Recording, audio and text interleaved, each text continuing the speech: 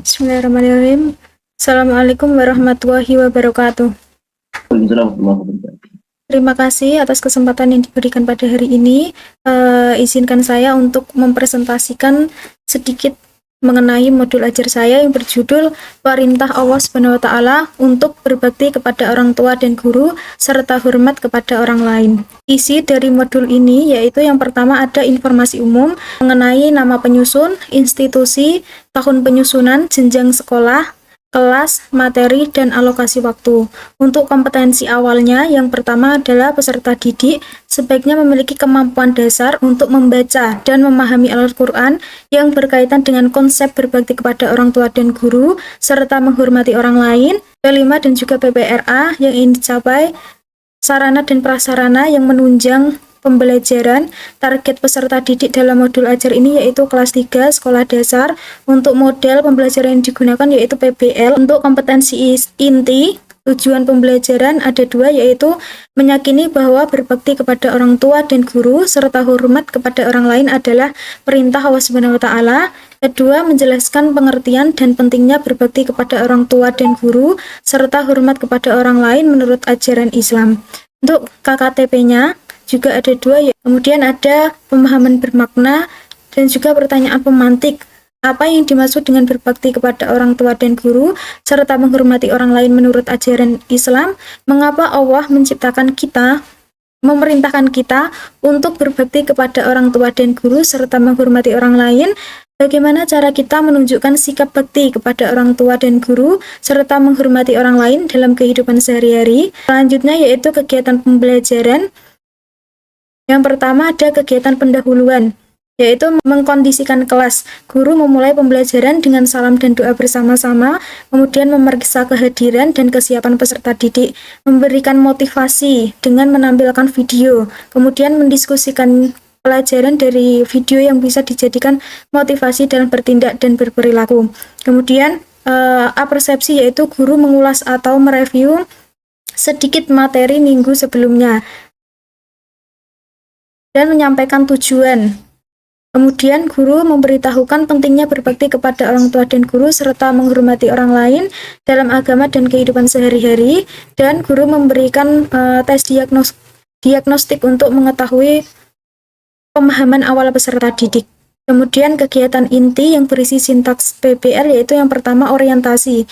Peserta didik mengamati slide PowerPoint tentang materi, perintah dan pengertian berbakti kepada orang tua dan guru serta menghormati orang lain. Peserta didik diberikan sebuah permasalahan terkait sikap berbakti dan hormat. Kemudian peserta didik dibagi menjadi beberapa kelompok kecil untuk mendiskusikan permasalahan yang telah diberikan dengan peran yang berbeda. Kemudian peserta didik melakukan penyelidikan yang dibimbing oleh guru, baik itu melalui buku ajar, Al-Quran, dan sumber lain yang relevan, dan mendiskusikan permasalahan yang ditampilkan. Kemudian setelah mendiskusikan permasalahan, peserta didik bersama kelompoknya mengembangkan dan menyajikan karya dalam bentuk presentasi hasil diskusinya di depan kelas. Dan terakhir adalah peserta didik memberikan apresiasi antara kelompok dipandu oleh guru untuk analisis dan evaluasi hasil belajar.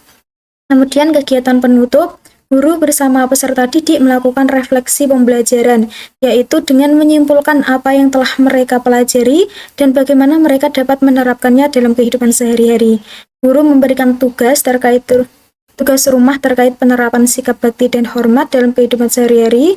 Guru memberikan penghargaan kepada kelompok yang memiliki kinerja dan kerjasama yang baik. Guru menutup pembelajaran dengan berdoa dan salam penutup. Untuk asesmen itu ada 3. Yang pertama tes diagnostik, yang kedua tes formatif, dan ketiga tes sumatif. Kemudian ada juga pengayaan dan remedial. Kemudian ada glosarium yang berisi kata kunci dalam modul ajar ini dan juga daftar pustaka. Pintahan dari modul ajar ini kira-kira ada kekurangan apa yang masih perlu ditambahkan? Kekurangan yang mungkin bisa diperbaiki yaitu mengenai sumber belajar yang saya pakai masih terbatas pada buku ajar dan video. Seharusnya bisa ditambahkan dari sumber ajar online lainnya yang relevan. Ya, untuk medianya kira-kira perlu tambah nggak? Untuk lagi selain LCD. Untuk media sudah cukup Bapak. Ada LCD, proyektor nggih. Video PPT. Videonya downloadan atau langsung ke YouTube? Ada linknya, nanti kita arahkan ke YouTube. Betul, Pak? Nggih. Ya. Untuk critical thinking-nya yang diharapkan dari murid seperti apa? Critical thinking murid diarahkan untuk berpikir kritis mengenai permasalahan yang diberikan. Inovasi apa yang ingin dihadirkan dari modul ajar ini? Inovasi yang saya hadirkan dalam modul ajar ini yaitu terkait penggunaan media dan teknologi digital. Karena yang saya tahu masih banyak guru yang menggunakan metode ceramah tradisional untuk menerangkan materi PAI, sehingga saya berusaha memanfaatkan teknologi yang bisa menunjang pembelajaran dan tentunya bisa menarik minat belajar siswa. Ada berapa teori yang dipakai untuk menyusun modul ajar? Teori belajar yang saya pakai itu ada beberapa. Yang pertama ada teori behavioristik, konstruktivistik, dan juga teori belajar sosial. Terus untuk asesmennya bagaimana? Asesmen tadi ada 3 ya Bapak. Ada asesmen diagnostik, ini berupa pernyataan iya ataupun tidak. Dan juga asesmen formatif, itu ada penilaian sikap berupa penilaian diri. Ada juga penilaian sosial, penilaian pengetahuan, dan juga penilaian keterampilan berupa diskusi kelompok. Yang terakhir ada penilaian sumatif yang terdiri dari 10 soal pilihan ganda dan juga 5 soal isai. Kalau P5RA-nya sudah juga? Untuk P5-nya beriman dan bertakwa kepada Tuhan Yang Maha Esa, gotong royong, benar kritis, dan kreatif. Untuk PPRA-nya berkeadaban, keteladanan, musyawarah, dan juga toleransi. Pelaksanaan seperti apa? Untuk P5, saya mengambil proyek membuat kolase dari sampah plastik, Bapak. Di mana nanti dengan dimensi yang ada, yang tercantum dalam ini, dalam MA. Berikutnya terkait asesmennya bagaimana? Untuk asesmen P5, asesmen P5 dengan menggunakan rubrik keterampilan PTK, ya Bapak. Ya, judulnya apa?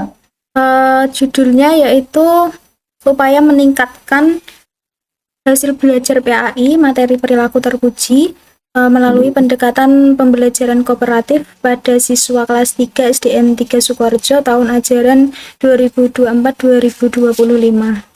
Kenapa perlu ditingkatkan? Karena berdasarkan hasil belajar itu baru kurang dari 70% peserta didik itu nilainya di bawah KKM. Sehingga perlu ada peningkatan, dan juga dalam penerapannya peserta didik itu masih belum maksimal. Masalahnya apa? Apakah melalui pendekatan cooperative learning bisa meningkatkan hasil belajar materi PAI perilaku terpuji pada siswa kelas 3 SDN Sukoharjo tahun ajaran 2024-2025. Untuk kajian terdahulunya ada penelitian terdahulunya? Ada Bapak, ada 4 terkait penelitian terdahulu nggih. Itu untuk apa? Ada penelitian terdahulu untuk apa? Untuk mengetahui kekhasan dari penelitian kita. Di bawah masing-masing penelitian itu ada nggak persamaan dan perbedaan? Sudah saya tuliskan dalam PTK. Jarang dibuka Al-Qurannya. J. Surat Al-Baqarah ayat 10 sampai 13. A'udzu billahi minasyaitonir rajim. Bismillahirrahmanirrahim. Fi qulubihim maradun fazadahumullahu marada wa lahum adabun 'alimun bima kanu yaqdibun. Wa idza qila lahum la tufsidu fil ardi qalu innama nahnu mukhlisun. Ala innahum humul mufsiduna walakin la yashkurun. Wa idza qila lahum aminu kama amanan nasu qalu anu'minu kama amana as-sufaha ala innahum humus sufaha walakin la ya'lamun. Shadaqallahul adzim. Berikutnya tolong dituliskan surat Al-Quraisy. Ampun Bapak, terima kasih untuk kesempatan hari ini. Semoga dengan adanya ujian komprehensif dan juga saran dari panjenengan bisa di guru yang semakin baik. Assalamualaikum warahmatullahi wabarakatuh. Waalaikumsalam warahmatullahi wabarakatuh.